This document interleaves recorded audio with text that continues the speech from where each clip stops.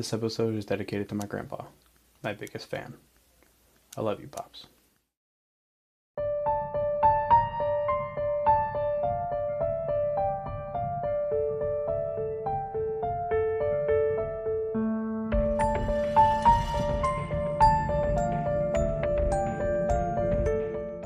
Hi there, and welcome back to Out There Paranormal Podcast. I'm your host, TJ, and on the first of every month, I come out with new episodes about the paranormal that I find spooky and weird. If you're not sure what the paranormal is, it's anything that cannot be explained with conventional science. For our purposes, that means any event, location, or creature with mysterious happenings is on the table. Make sure to follow the podcast on Instagram at Out There Paranormals, that is paranormal with an S, and TikTok at Out There Cryptids to see the posts we make for each episode and give us suggestions for what you'd like to hear. Don't forget to check out our other shows, Out There Cryptid Podcast and Out There Unexplained. You can find them both wherever you listen to podcasts. Welcome back, everyone. Before we dive in, I just want to say that we are so happy to hear that you guys are enjoying the two new shows. It really means a lot to me and Trevor, and we're so happy that you have welcomed us into the Out There family. And if you haven't noticed yet, we do have a new logo and title for the show. Out There Podcasts of the Unknown. But don't worry, each show will have its own unique logo. One of my goals with this show is to have more interaction with all of you. We couldn't be doing any of this without you guys, and I want to give you all the opportunity to get involved, even after the episode ends. For 24 hours after each Out There Paranormal episode airs, I will be answering any questions that you may have. All you have to do is go over to our Instagram, at Out There Paranormals, and comment your question on any of this episode's posts, and I'll get to them as soon as possible. Now that's just the start. Later this month, we will be launching an Out There Discord. It'll be a place where you can all come together as a community and talk about each of the episodes, and much more. But I'll save that for later. In the meantime, we are going to be talking about the world's most haunted doll. A doll that has brought a horrible end to each of its owners and a curse that has affected thousands. It can even reach you in your own home without you ever meeting him face to face. Today, we will be talking about Robert the Doll. Let's dive in. The story of Robert the Doll starts and ends in Key West, Florida. In the early 1900s, Robert Otto, the real boy, was celebrating his 4th birthday and was given a doll. Now, back in the early 1900s, the island of Key West didn't have much for a kid to do. Most of the time, the children in nearby neighborhoods would get together to play games outside. However, the doll that Robert received would have been a luxury. He would have something to play with inside that not many other kids had. Robert wouldn't have been judged for having a doll like most boys would today. The other kids probably would have been envious and wanted one of their own. But Robert and his doll were inseparable. A few weeks after receiving the doll, Robert Otto's family had noticed that little Otto had started calling the doll Robert. When his mother asked him about this, he said he'd given his name to the doll and that the newly named Robert the Doll said that they couldn't share the name. From this point until his death, Robert Otto would go by his middle name, Eugene. For clarification, the rest of the episode I will be referring to Robert Otto, the real boy, as Gene Otto or just Gene. I will refer to his doll as Robert. There was at least one occasion when passing Gene's room, his mother had heard him talking to someone. At first, all she heard was Gene, but then someone with a deeper voice responded. She went into his room to see who he was talking to, but no one was there. No one except Robert. This creeped his mother out, but she brushed it off and tried to ignore it. For the most part, it worked. Until one night.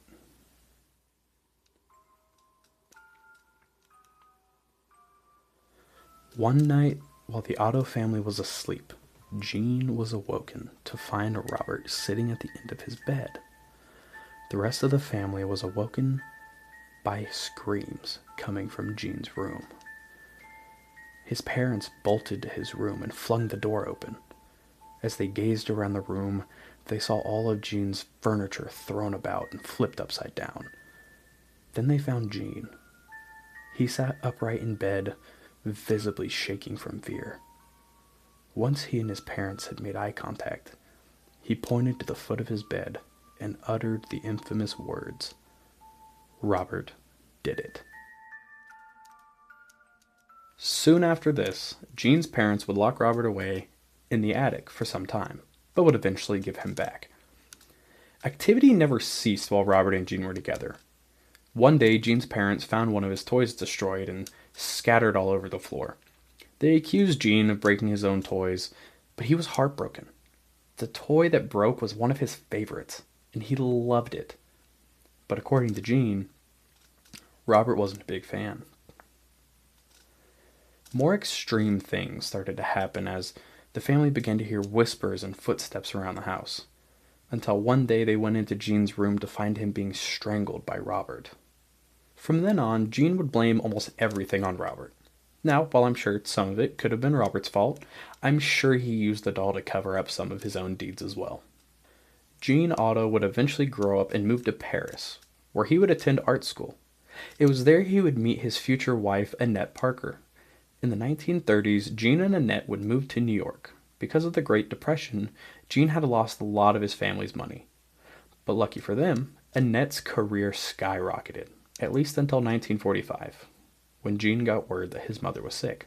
Gene would return to Key West, bringing Annette with him, and soon after arriving, Gene's mother would pass away, leaving his childhood home in his and Annette's care. After acquiring the house, Gene would venture to the attic where he would find Robert. As soon as Gene found Robert, they reconnected just like old buddies. Although Gene's painting career began to take off on the island, Annette began to lose herself. Her career was plummeting because of the move, and Gene was spending more and more time with Robert. When Gene found Robert, he dedicated most of his time to him. He mostly kept him in the turret, but would purchase or build doll furniture for Robert. Every day he would put Robert in a chair looking out of the turret windows. And this began to scare local school children. Kids would change their paths walking home to avoid the house because many children reported seeing the doll move. Some say the head would follow them, and others say that they saw it move to other windows. Regardless, anyone who walked past the house felt like they were being watched. Around this time that Gene began helping with exhibits at the Fort East Martello Museum, which will be important later. Years would go by and Gene would begin to blame things on Robert, always telling his wife, Robert did it. Gene and Robert never lost their connection, at least until June 24th, 1974, when Gene passed away due to complications with Parkinson's disease. According to family members, after Gene developed Parkinson's, he spent nearly the last 10 years of his life in the turret with Robert. His passing left Annette alone in the house with a doll that she hated. Annette would eventually sell the house to Bill Geiser, who would then sell it to Myrtle and Bill Reuter in 1976. There was only one stipulation. The doll came with it. It was at this point in my research that I started to find conflicting reports and stories. One report of the Myrtle and Robert legend states that nothing much happens after finding Robert. That is until a family moves and Myrtle has an experience that we'll talk about shortly. The other side of the legend is much darker. The darker story starts with Myrtle and Bill's daughter finding Robert. She immediately felt connected to Robert just like Gene had, and their relationship grew much the same. Robert would tell Myrtle's daughter that he wanted to hurt the family, but no one really listened. For months, unexplainable things kept happening to the Reuters, when it all came to a head one night when the Reuters were all sound asleep. Much like the Otto family before them, the Reuters were awoken by the screams of their daughter. They burst into the room and found a strange sight. Robert was on top of their daughter, seemingly strangling her. Her father, Bill, pulled the doll off of her and she stopped screaming. Her parents tried asking her what happened, but she was just too shaken. After this incident, Bill decided he was done with the doll. He locked Robert away from his daughter, not knowing the sinister consequences his actions would bring. Just days following the incident, Myrtle would find her husband dead in the family's car. She cried for him to wake up, but it was already too late.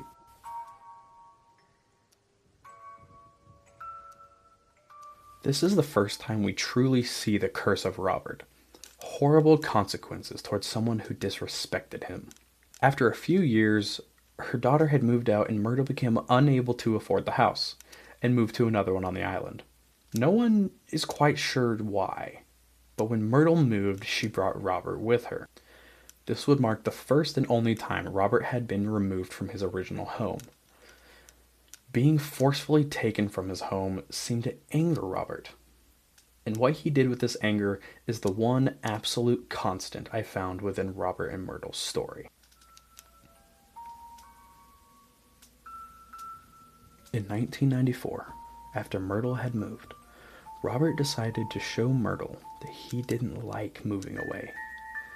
Filled with anger, he wanted to scare her.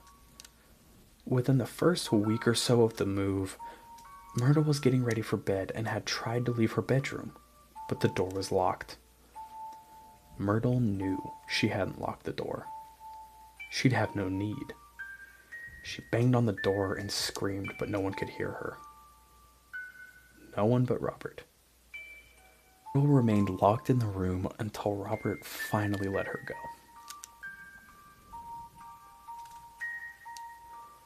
The very next day, August 19th, 1994, she would donate Robert to the Fort East Martello Museum. I told you it'd be important later.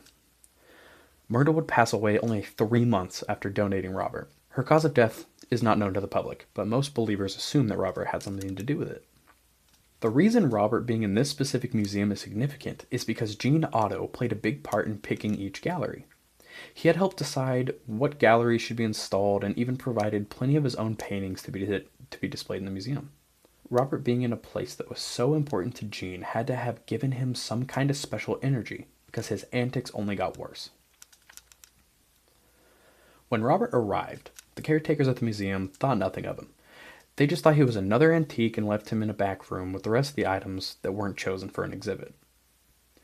Now, Robert didn't like being tossed aside in the museum that his original owner helped establish.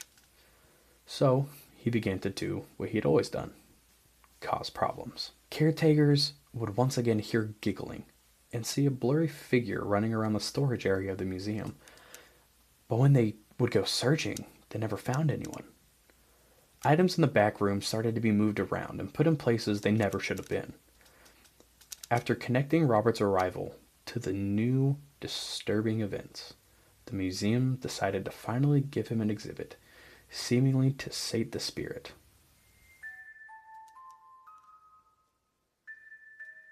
The caretaker in charge of Robert's exhibit had never experienced anything weird around Robert.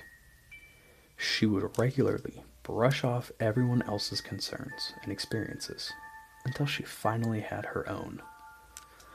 This caretaker, whose name is unknown, was working late one night trying to finish Robert's exhibit when she saw something horrifying.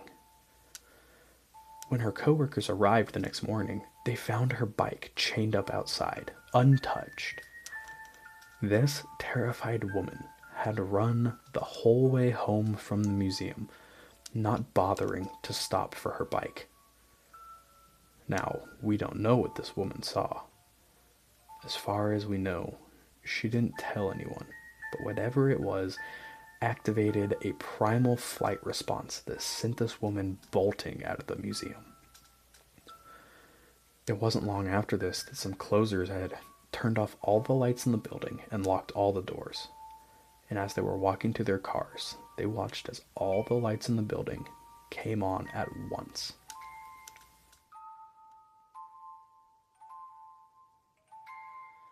With how the building is laid out, that means 8 separate light switches would have been flipped simultaneously. That would be hard enough for people with walkie-talkies to coordinate, but not a haunted doll. Some spirits can use their energy to manipulate things in the mortal world. Spirits that can do this are called poltergeists. You know, your typical knocking on the walls and throwing things around a room kind of ghosts. Robert being able to use his energy to turn on all the lights at once is definitely poltergeist activity. Now this is where the history catches up to modern day. But let me tell you, the horror is only just beginning. Robert finally got his exhibit in the museum, and he has been a popular attraction ever since. I didn't know before researching this episode that Robert is located in Key West. And this upsets me because I was just in Key West in January for part of a vacation. And if I knew he was there beforehand, I definitely would have paid him a visit.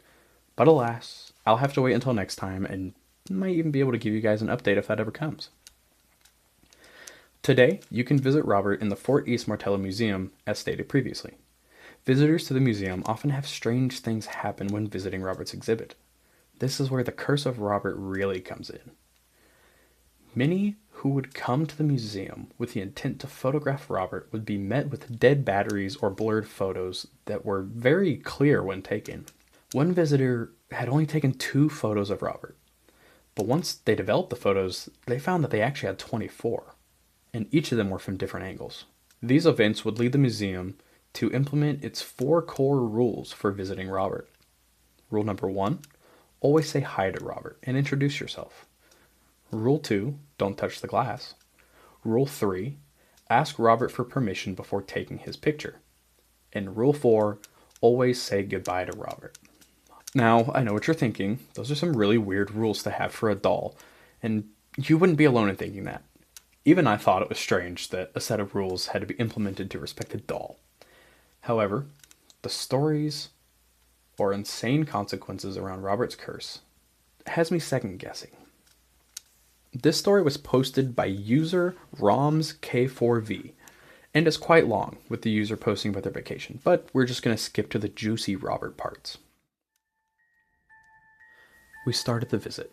My family and I were really enchanted. We were like crazy. We explored all the corners of the fort in search of Robert, apprehending all the same our meeting.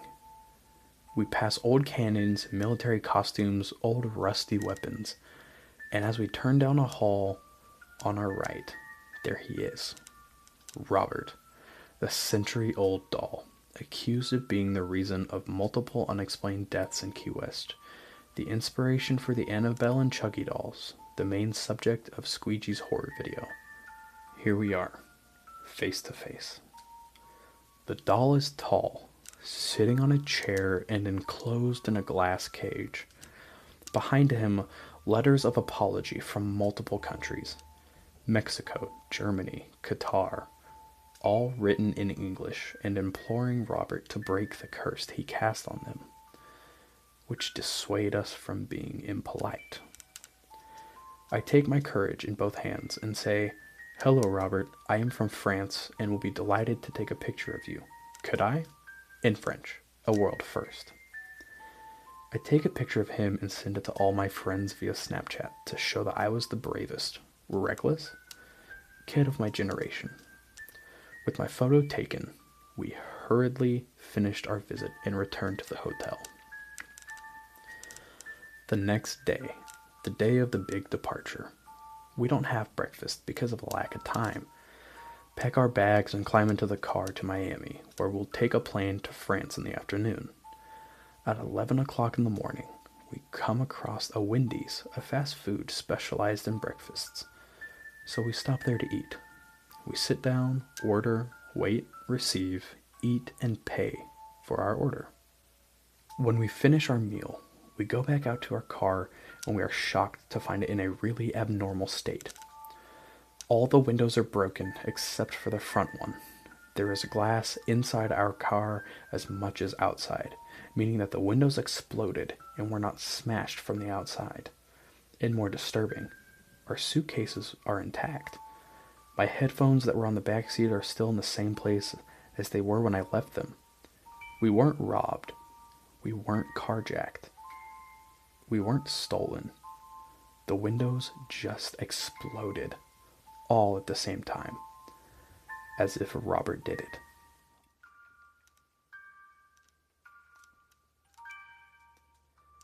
Sadly, they didn't have any photos of their car, which I would have loved to see.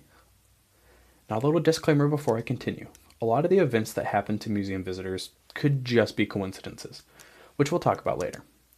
But it's also good to remember a lot of these people had perfectly good lives before visiting Robert.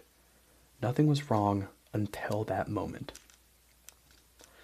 User Sublime Sloth posted a quick story and photo about their friend who visited Robert.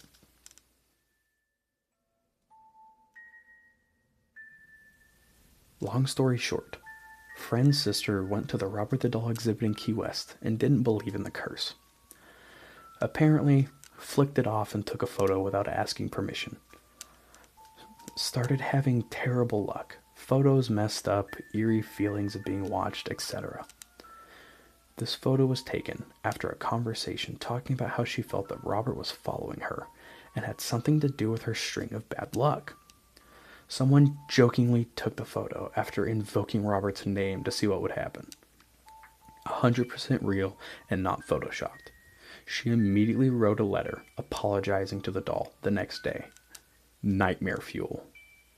Had this photo for years and show it every time the topic of ghosts come up. Would love to see if someone could find a rational or scientific explanation, but extremely paranormal.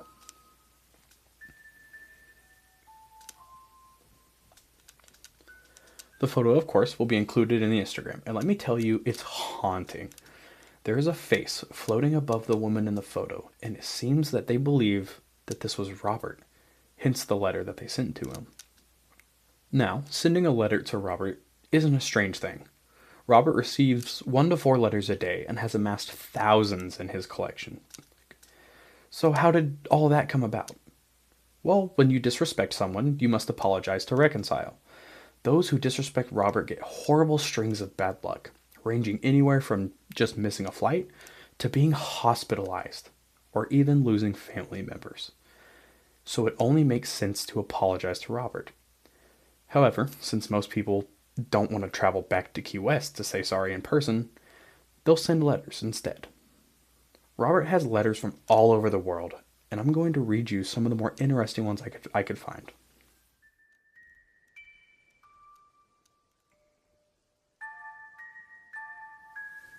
Dear Robert, I'm sorry my daughter took a video of you. She was trying to be polite, but I think it still may have offended you. That night, she threw up for no reason and a disc in my neck slipped and has been causing me pain for weeks now. Please accept our apologies, and if you are the cause of my pain, please consider lifting this curse.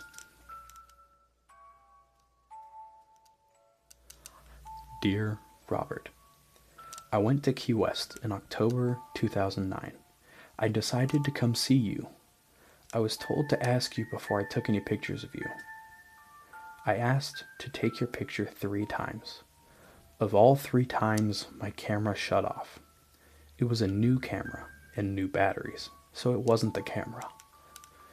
So I turned around and took a picture of the hearse behind me. Had no problems with the camera. Well, when I got home, I downloaded my pictures to my computer and realized that a reflection of you was in the glass of the hearse. I didn't really think nothing of it. Shortly after, my computer crashed with a virus. I got hurt at work, I lost my job, lost my new truck, lost my home. It has been a downhill slide since then. If I didn't believe before, I do now. I do apologize if I upset you. Dear Robert, I would like to start off by apologizing to you for being rude and taking your picture without having your permission. When I initially asked you for permission and almost immediately started having chest pains, I should have known it wasn't okay to take your picture. Again, I am truly sorry for not listening to you. Since visiting you about 3 years ago, my house has been struck by lightning 3 times. Also, a rental home I was scheduled to vacation at caught fire the night before I was to check in. 2 nights later, the rental home we were able to stay at was struck by lightning as well. Beginning with the flight home from Key West after visiting you, my wife and I have begun to have problems with flying. Our problem is that any time we fly somewhere together, one of our flights will be delayed. This has happened at least 4 times now. Also, our luggage has been destroyed once as well. I am very sorry for disrespecting you.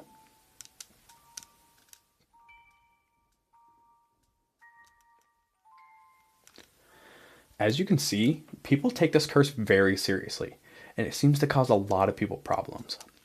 David L. Sloan, a paranormal investigator from Key West, took it upon himself to find Robert's origins. He found that Robert was made by the Steiff Company, the same company that created the modern-day teddy bear. He also found that Robert is one of a kind. All other models of Robert were significantly smaller compared to the massive 4-foot one that Jean was gifted. This has led many, including Sloane, to believe that Robert was perhaps a display model, a version of the doll that was never meant to be sold. Sloane realized that whoever acquired the doll must have been very wealthy to have purchased Robert. Being a display model and not for sale, the price would have spiked dramatically. He found that Jean's mother had made a trip to Europe and returned just before Jean's 4th birthday, making her the most likely to be the one who gifted Robert to Jean. Now that's the theory most backed by fact, although it's not the only one.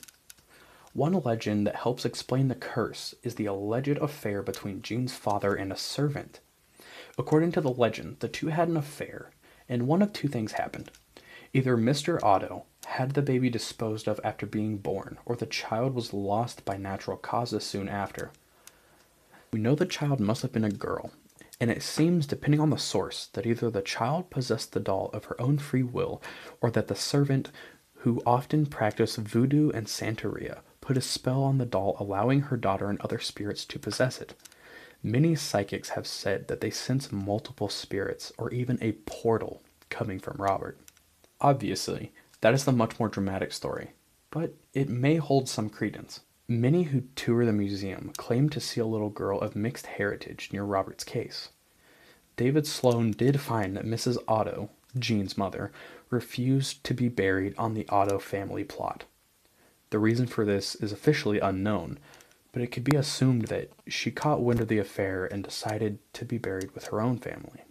While Sloane was researching Robert and writing his book titled Robert the Doll, he had a couple strange things happen to him. First, he lost 4 separate hard drives, each containing the in-progress book. After this, he started to back up everything. When he started finishing more of the book, he felt himself being pulled while he slept. When he opened his eyes, he was floating. Something had pulled him off of his bed and into the air. He was dropped to the floor, and he's not quite sure how high up he was. But he did say it was enough to hurt. Now, hearing the story, I was of course skeptical about doing the episode, but of course, I did it anyway. I have had a couple things happen to me that could be attributed to Robert. Almost immediately after I started working on this script, the checked engine light in my car came on. Now, I thought it was just an oil change or a couple other things. Nothing's worked. At the time of this coming out, it's still on, and I haven't figured out what's wrong with it. For any of my family members listening to this episode, you may want to skip to the end or just ahead a couple minutes. 2 weeks after I started writing this episode, on March 18th, my grandpa sadly passed away from a heart attack. Now, do I believe this was Robert's doing? I don't think so. He had heart issues for most of his life and had been to the hospital for heart-related issues not too long before his passing. However, those of you who believe in Robert's curse may very well believe that he was behind it. Now, it was to this point in the script that I had written and we were going to go to the outro. But since then, my computer, right after I finished the script, crashed.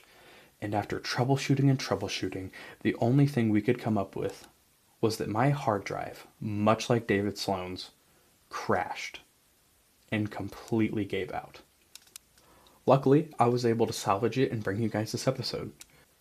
But that would be a really big coincidence for me to also lose my hard drive with my script. Luckily, nothing much else has happened since then. But you never know what may happen when this episode comes out. Maybe it'll all stop. Maybe something else will happen. Maybe I'll keep you guys updated on Discord.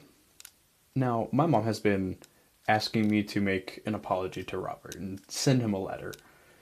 But I figured I'll go ahead and do it now.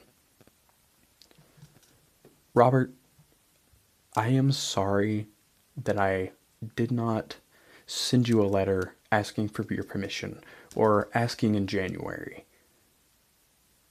please forgive me. And the next time I'm in Key West, I'll make sure to visit you.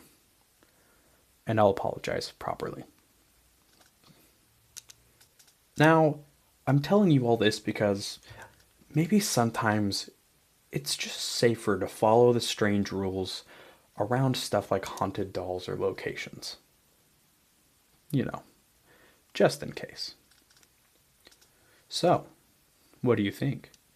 Is the curse of Robert really out there? We're on Instagram at Out There Paranormals, so be sure to follow us and give us all your thoughts on the things we cover and what you'd like to hear next. It would mean a lot to us if you go to Spotify or Apple Podcasts and leave us a review. It's a great way for others to find the podcast and enjoy it, just like you. Be sure to check out our other shows, Out There Cryptid Podcast and Out There Unexplained, under our brand new title, Out There, Podcasts of the Unknown. A month from today, I'll be covering a ship with a haunting past, a tragic accident that took many lives and the many souls that accompany you during your nightly stays. We will be talking about the Queen Mary. See you next time. This episode was written and hosted by me, TJ, with podcast created by Josh. Our logo is designed by Jason Zykes and Josh, with theme music from purpleplanet.com.